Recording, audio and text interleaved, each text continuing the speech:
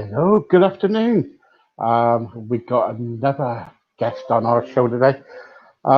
Today, anyway, got to tell you about today. I when I got up this morning, I thought, oh, should I go out and go on my scooter and go down the cycle track where I live, the old cycle track, and do a bit of exercise all I can. But then I thought, I looked out the window and it was raining. And I thought, right, no, I'm going to stay in. Because here in Devon, it was pouring down this morning, here in Devon. Anyway, I've got a guest here tonight, and she's called Margaret Bell. And you're a transforming coach, aren't you, Margaret? Yeah, a transformational coach. Yeah. Yep. So explain what you do. I am the founder of Naturally Empowered Health, and what I do in a nutshell, I'm a transformational health coach for women who have issues about emotional eating and body image, Right. and that is it in a nutshell. Okay. So um, I, s- I read about you that a while back, you were having problems with overeating yourself. Yeah, Can you absolutely. tell me about that? Yeah, I've actually kind of done it from both sides with emotional eating, so it's been very much controlled to the point of almost anorexia. And sorry, I'm on bike. Um, for almost anorexia, all the way up to actual the likes of putting on quite a lot of weight. So I've seen it from both sides. I guess my emotional eating journey started at the age of around about 14. Um, I'd been from a really nice upbringing, family, mum, dad, all that scenario. And me and my mum regularly cooked. I got, my love for cooking, my love for food from the likes of my mum. We regularly on Saturdays baked a cake, an apple pie, scones, that kind of thing. And it was only when I went into secondary school, a couple of years into that, that I got the nickname Thunder Thighs, which stuck for me quite some time. Kids, being cruel as they are, just start picking on the kids that are different to them, I guess. Hmm. And that's where it all started for me. And that's when I really went into quite a big deprivation stage to almost the anorexia. Wasn't until later on when my dad actually died in my early 20s, and I really couldn't cope with the situation at the time. I'm originally from Newcastle, and I moved down to Liverpool about a year after my dad died. With hindsight now, I can definitely say I was running away from that situation. But that situation alone, the fact that I was dealing with grieving my dad, I'd moved away from a place that I knew. I just got extremely lonely, extremely anxious, and that's when the weight just piled on. Mm. It happens to everybody, doesn't it? Yeah, yeah, It's a trigger because it's like a comfort eater. It's yeah. like yeah, it's like when my mum passed away. Gosh, in 2002. It was a time where I thought, where I was so depressed, so low. I was suicidal, Mm, and I was turning to food all the time. yeah, And takeaways and loads of stuff. It was just kind of like it was there. If it was mm, there, I would have it. yeah, You yeah. know, I I understand want, completely what you're saying. so, and it's like a comfort. It's like, but the trouble was with me was, it was like, soon I was eating, I could eat like a donut, a serving, or whatever it was, or then I have a drink. Then it was something to eat again. It was non-stop. Was that was that was that like it with you then? Was it? Yeah, it got. I would say it probably. Well, it got to like nighttime, and the partner that I had at the time worked late night, so I was constantly left alone in the evening, and just to basically entertain and comfort myself. So yeah, it was the likes of just, oh, what have we got in? I'll have that, go back, have something else, go back, have something else, because it's not feeding the actual physical hunger, it's feeding what's missing, what's It's going the on. emotional, isn't it? Yeah. Yeah, yeah. It's Mm, it's specifically feeding that need for, well, one, my dad back, and two, just that comfort, that hug that I needed basically at the mm. time. So were you kind of like taking the food because were you stringing on the hope that like your dad for somehow or some reason he'll come back? He was my absolute rock. He was my go-to. He was the guy that, I went to for everything. So it left just a massive hole in my life that I filled with food, because there Mm, was no one could take his place. And what could at that specific time? It was food. it was yeah, it was then. So after when you was doing after when you was eating and eating and eating, Mm. what was your weight? What you went up to a certain weight, didn't you? Yeah. I'd always been quite athletic from my 18s to I moved down, well, from about 17, 18 to the when I moved down to Liverpool. So I put on, crikey, 5 or 6 stone very quickly.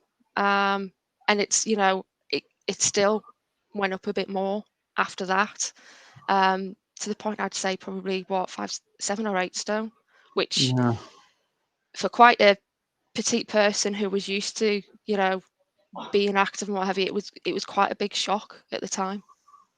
How did you find that? Because you were active, Mhm. the next minute you turned from active, To being inactive. kind of yeah, yeah. How was that?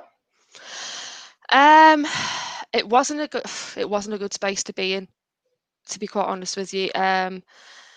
One, I didn't know where to turn to be quite honest with Mm, you, because I was in a strange city, mostly on my own. I'd started a new job, so I didn't really know people that well from there.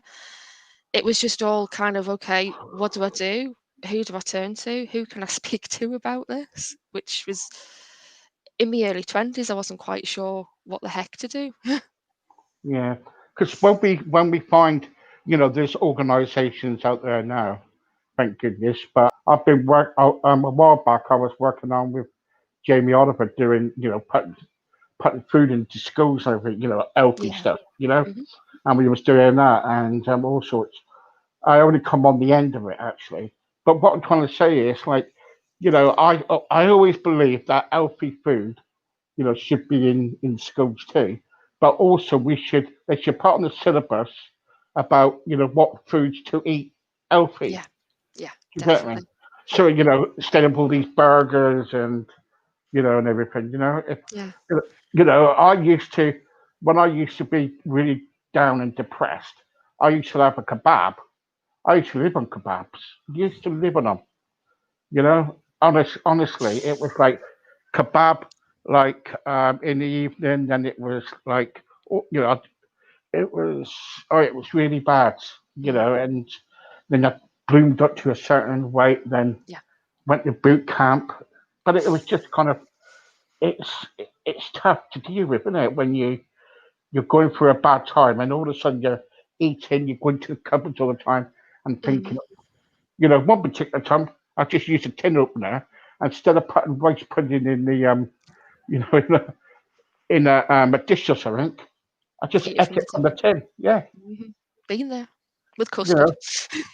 Yeah, yeah. So you've been there with the custard, didn't you? Yeah. Hmm. Yeah. So it's really tough, isn't it? It's really Hmm. tough, and sometimes we kind of like go through that, and when we get down and get emotional, it's when my mum died. It was like, you know, basically someone said to me, you're eating your life away. Yeah. Yeah. And I didn't care. Mm.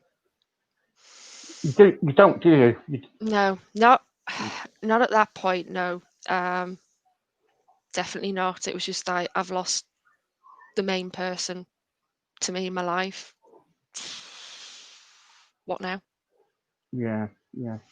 So what made you transform yourself and Um, I would say it took a short while, but it something just switched inside me, basically to say, you've got a choice here. You can carry on the way that you're going, or start doing something about it. I personally wouldn't recommend this, but I'm not going to knock the likes of Slimming World or whatever, because I went to Slimming World. I don't know anyone else has been, but my Yeah, I've experience of been. Slimming Yeah, World yeah. wasn't exactly the best. Um, I felt it very much competition, Mm, very much competition. it was, And isn't if it? you, Yeah. yeah, and if you didn't lose weight or you put weight on, it was, you got named and shamed. Mm, And I just thought, this is not good. One, I haven't just come for the likes of dietary advice. I've come for what the heck's going on in my head. Why am I doing this? What is mm, going on with me? Um, so I stopped going, and I went to start seeing a nutritionist instead, who got me onto, like, for a start, really just looking at what I was eating, and not necessarily put me on a diet, but seeing what foods were specifically best for me, because there's no diet can fit everyone, and if a diet worked, the diet industry wouldn't be here. So, mm, but that's a whole a whole different story. mm, Um, but yeah, she really started to open my eyes on the likes of what foods were best for me. Because I'd actually been a vegetarian for a while, but she took me off being a vegetarian because I was just completely knackered all the mm, time. So mm, there's different things like that, and mm, really, really got me tuned in to what was better for me.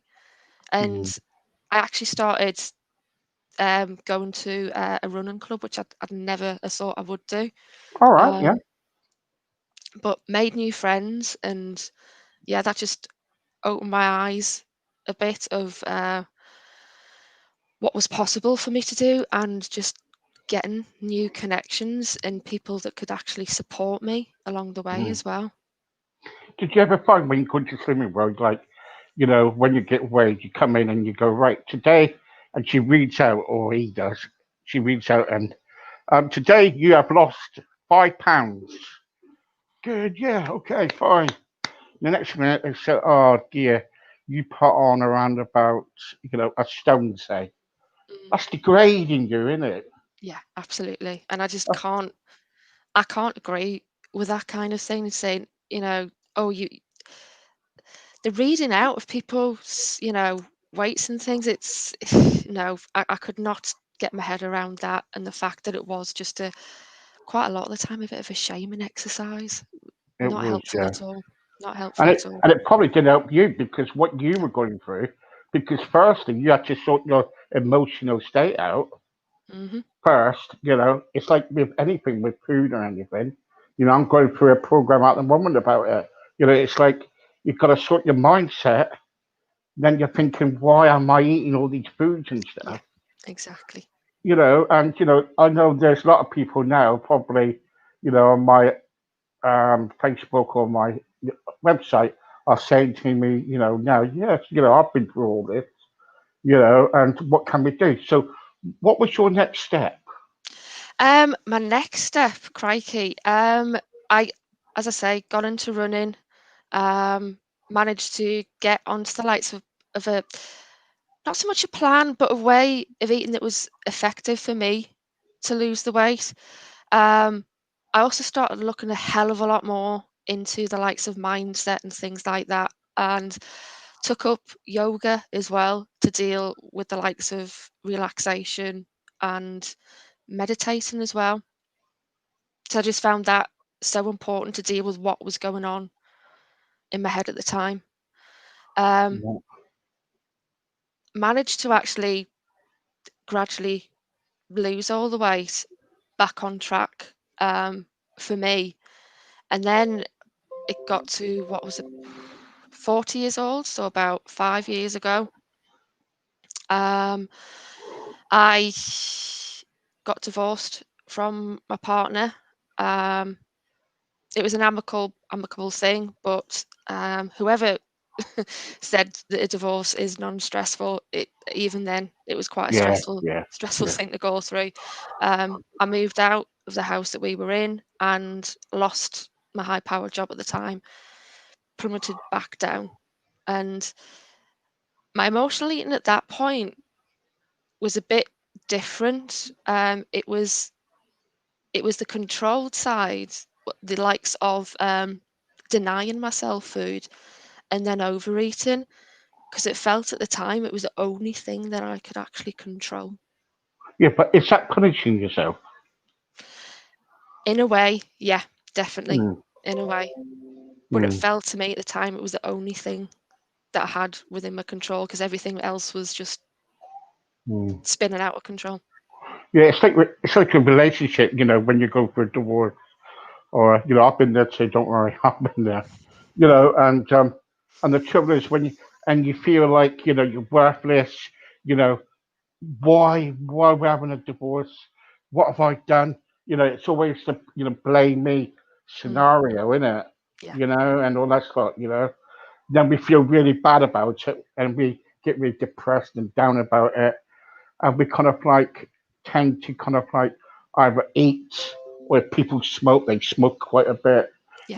It's all sorts. Mm. Then they have mental health problems and suicidal. Did you ever go? Did you ever get to a point where suicidal came to a Not. point? It was mentioned a couple of times, and I think that's when my friends stepped in and just said, "You've got to go and see someone. You really Yeah, have got to go and see someone. If that's something that's on your mind, you really need to go and see a counsellor." Which, after a few, you know, it took them a good few times of them saying that to me, because it doesn't matter what your friends say, that, yeah, yeah, whatever. But it took them a yeah. good few times, and then eventually Mm. did actually go and see a Because counsellor. when you're in the state, you feel like kind of, oh well, forget about the French. You don't know what you're talking about. Mm, You don't know nothing about it. So you just leave them alone. You just yeah. carry on with it, Hmm. don't you? And Yeah. not Yeah. worry about it anyway. So you moved on. You moved on. But what made you go into what you're doing now? Then It I was know. actually I know what you're probably going to say, but it was actually my counsellor at the time. She said, "You've basically got a choice of your life now. You can either go back down the road of the like of a high-powered sales job, and take on all that stress again, or do something that is going to, really, really interest you and really be a passion for you." And I chose health coaching. Um, to actually train to be the likes of a health coach, a transformational coach, and going down that route, there's a few different options you could choose, and I saw the likes of emotional eating. I just thought, that's a route I'm going to take. I've been down that road a lot, so if I can, learn a lot more about that, and then be able to help women who are who who are in the situation that I've been, then it's just the yeah, yeah, it's yeah. just a It's it's well worth it, isn't it? It's yeah, well worth it. absolutely. Yeah. The trouble is, so see, there's a lot of people out there at the moment who are doing groups, wellness and healthy stuff, herbal life, and whatever it is, right? But they haven't been through like weight problems or Mm, emotional eating. They haven't been through all that. All what it is to them, it's like a job, it's an income, and probably it's just kind of like you know to get by thing. But for you and for I that's been through it, or and other people that's been through it, we've been there. yeah, it's We like know it. what's going on, don't we? Yeah, all I can say, it's like an absolute calling. Yeah, yeah, yeah. And the likes of that's one thing I will say. What I do, the likes of supplements and things like that, I don't personally advocate that at all within the coaching that I do. Well Up to done. the client if they want to go down that route, but I don't advocate it at all. And believe me, in the last week just alone, I've been approached by 6 different people who want me to start selling, and it's like, no, no, sorry. No, no. Do you think? Do you think supplements work? Um, to a point, but if you look at what's in supplements, quite a lot of them have got some form of sugar in them. Um, so that's one thing you've got to really look out for if you are doing that kind of thing. Really look through and get to know the different words for sugar because there's loads and they Mm, will disguise it. They will disguise it. Um, and as well, they also always say is part of a healthy diet. So mm, why not just have that, why not just have the healthy diet and just not bother with that?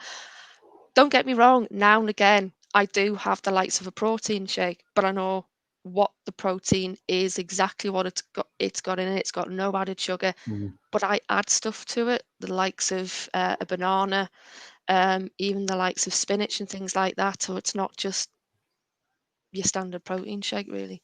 mm, yeah, yeah. So, how are you getting on with your?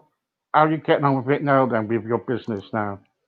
Um, I'm literally just on the cusp, as it were. I'm still in full-time employment and I take clients in the evening at weekends. And it's now just getting to the point where I can start leaving the full-time work behind because I'm doing quite a lot of different things over the next few months. I'm doing the likes of a 5-day challenge, and I'm also going on different kind of events as well, where I'm literally talking about emotional eating, and people can send in questions that I will answer that I have no idea what the questions are. Good. You can just send it to Yeah. me, and I'll stick it on my obesity group. You know, I've got one obesity group which is around about 5,000 people on it. So Okay. that should That'd be reach out great. to then my website. I think about 20,000 or I don't know what they're gonna. But but with the so now so if because you don't deal with men a lot, do you? It's just women, isn't it? It is women. Yeah, women Yeah, only. women only. So sorry, man. You're not. You Sorry. cannot. Yeah, we always get left out. We always get left out, us men. But see, the trouble is, do you believe in this then? Do you believe that men lose weight more quickly than women? Oh God, that is a question and a half. Yeah, yes. Yeah. Now be um, truthful. Don't be truthful about it. God, from what I've seen from the clients, well, obviously I just have clients that are women. Um, from what I've seen of, for instance, me and my partner, I would say he, because of the stuff that he does, I'm more of a cardio person, and he's more of a weightlifter Mm, and boxing. So yeah, he can lose weight quicker than me doing those kind of activities because that's not the kind of activities that I do. mm, Um, so I would say it's probably more than like the activities that you're into rather right. than the actual makeup of a person, depending on age though. Because if a woman's going into the likes of menopause, it does get a bit tougher, definitely. What into menopause it gets tougher. Yeah, yeah. When a lady Right. gets into menopause and is going through menopause, it is a little bit more tougher to lose weight. I won't say it's impossible by any means, I know no, they say they but it is get a little bit moody because tougher. my wife gets moody. Well, she hasn't gone through that stage at the moment, but they do when they do get moody and everything. But what I'm trying to say now is, it's so you do all this. So what would you do now if certain women come up to you right now and say, right, I'm at a certain weight over, I don't know, say about 20 odd stone, Hmm. right? Say 25 stone or something. I don't know what to do. I've tried everything. I've tried going swimming. I've tried doing this, herbal life, and all this lot. What Hmm. would you actually? What's your advice? My advice would be is to one, really start looking at what food are best for you. And I mean that by basically seeing I do like a 4-day plan with people. They have the likes of different protein at different times of the day, carbs at different times of the day, good fats at different times of the day. And from that, I specifically work out what foods are best for them at certain times of the day to give them more energy, but to keep them fuller longer as well.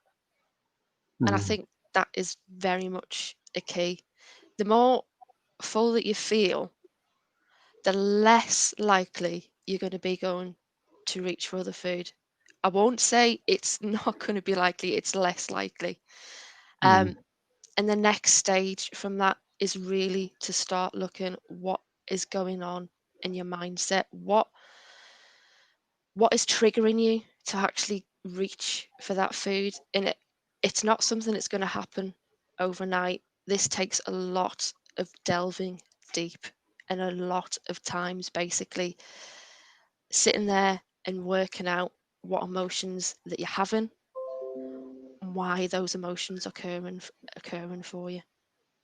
mm.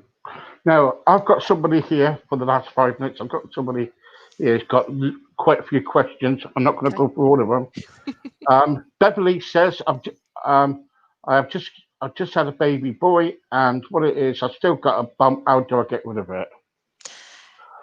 It ain't gonna happen overnight. But starting, I would definitely say the likes of finding out what foods are best for you at certain times. That's the best way to start with. I can send over to you, Steve. Just it's all it is an A4 document, and you just eat certain things at different times of the day and say, okay, how do I feel an hour afterwards? How do I feel a couple of hours Yeah, afterwards? yeah, you do that. You just send me all the information Hmm. about what you're doing, or so, and we give it Yep. out to people. Hmm. Rachel says, I am 18 still. My husband doesn't like the way I am. I'm not going to change for anybody. Well done. I'm not going to change Brilliant. for I'm not going to change for anybody. For him. But the trouble is, I just want to lose weight. Can you tell me what kind of plan I should try? Again, to recommend a specific plan for everyone without actually speaking to them first is extremely difficult because there's not one plan that fits everyone. Mm, Everyone is completely different and everyone will, respond to different foods at different times of the day.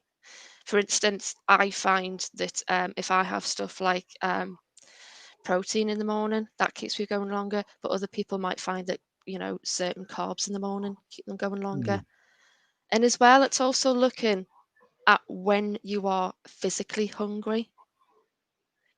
Don't mm. try and keep to these, oh, I've got to eat breakfast at this time, I've got to have lunch at this time, I've got to have, my evening meal at this time. Yes, See, Suzanne says here, Margaret says, Margaret, I eat my sorry. The most time I eat is in the evenings. hmm Sometimes I feel like eating before I go to bed. hmm And she says, how would I stop that? um, D- I would say it's looking at what you eat at lunchtime and see if Yeah, you can yeah. start switching those round. Not necessarily having the most of your meal in the evening, start switching that to the likes of a lunchtime. I don't know whether how many people have heard about this now. What was it? Breakfast like a king, dinner like a queen, and evening meal like a pauper. All right. I've never heard It's that an one all before. kind of, I might have got the saying slightly wrong, but it's on those kind of I think wavelengths. you, I think you're showing your age a bit, yeah. Thanks. But if you're having the likes of a slightly larger breakfast and then just reducing a bit through the day, then one, you're not, having that huge meal in the evening. Yeah. And as well, it's also looking at maybe just a few, if you are feeling just a little bit on the peckish side through the day, even in the evening, just have a drink of water to start off with, because believe me, 9 times out of 10, you're probably thirsty rather than hungry. Yeah. Philippa says, I usually in the evenings I am By 6 o'clock, I sit down, I have my tea, then around about 8 o'clock, I feel peckish all the time. Okay. Look at us. Where's she eating her evening meals? Mm. If you've got any kind of distraction to start off with, the likes of, are you sitting in front of the TV when you're having your food? Are you constantly on the phone when you're having your food? They all have a big impact. They all have a really big impact. Is that And because of the concentration? mhm, Is yeah, it? All it, right. it- one, you're not really engaging with the food that you're eating. Food, you're eating food should be an absolute pleasure. It should be an experience for you. So from when you start cooking it and making it all the way through to eating it, you should be, experiencing the smells and all that kind of thing and the preparation.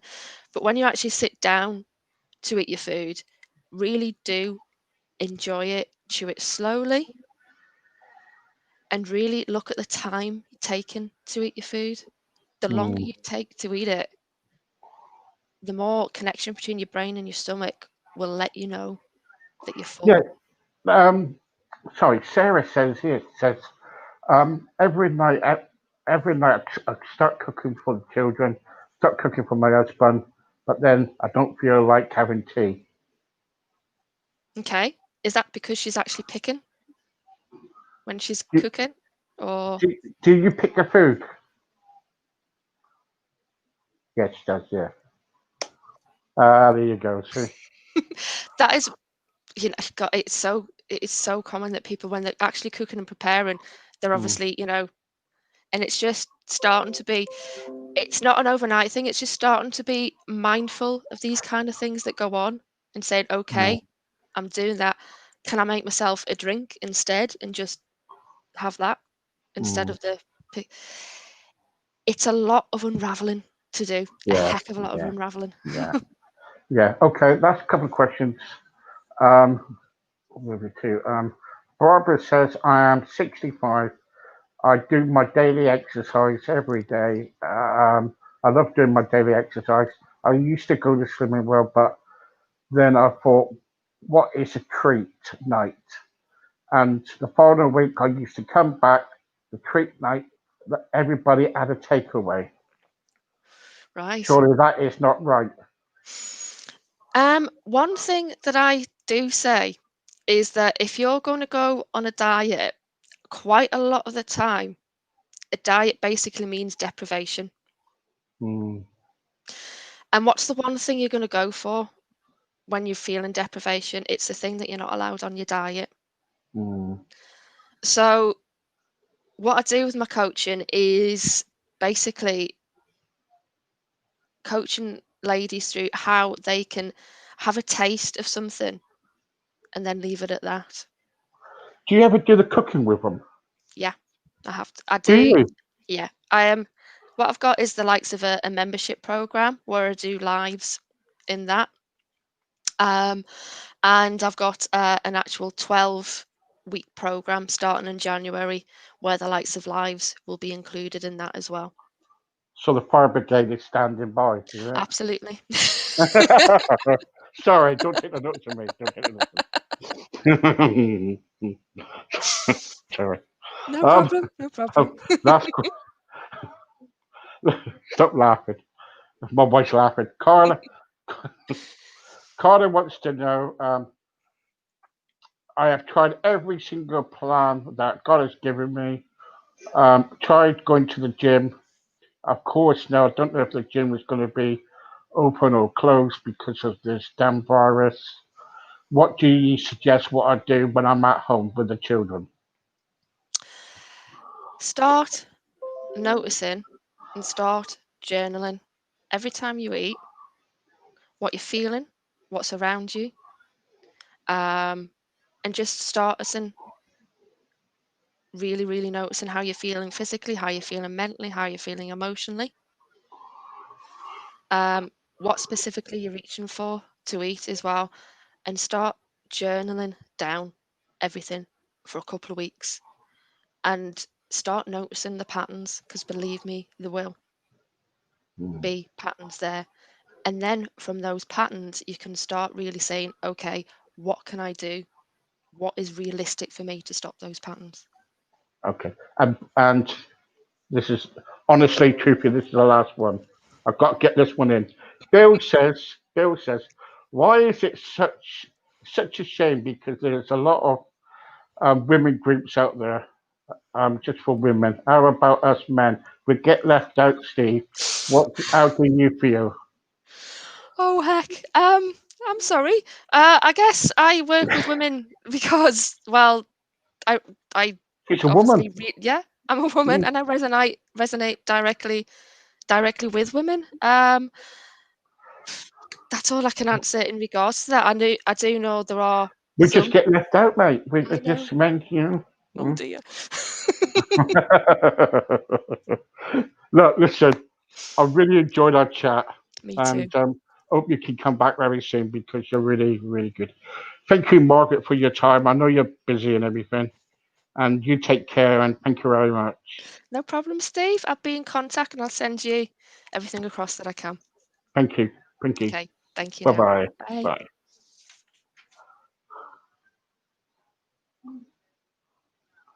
Yep, that was Margaret, and yes, sometimes when we all can emotional heat when we're down, depressed, and everything. And we always get, some of us do get depressed, and especially if it's a death in the family or the marriage is split it up, we all turn to something. And anyway, I'm going to be back around about 8 o'clock, 6 o'clock. Am I? All right, yes. I'm going to be back in about 10 minutes. Till then, see you later. Bye bye.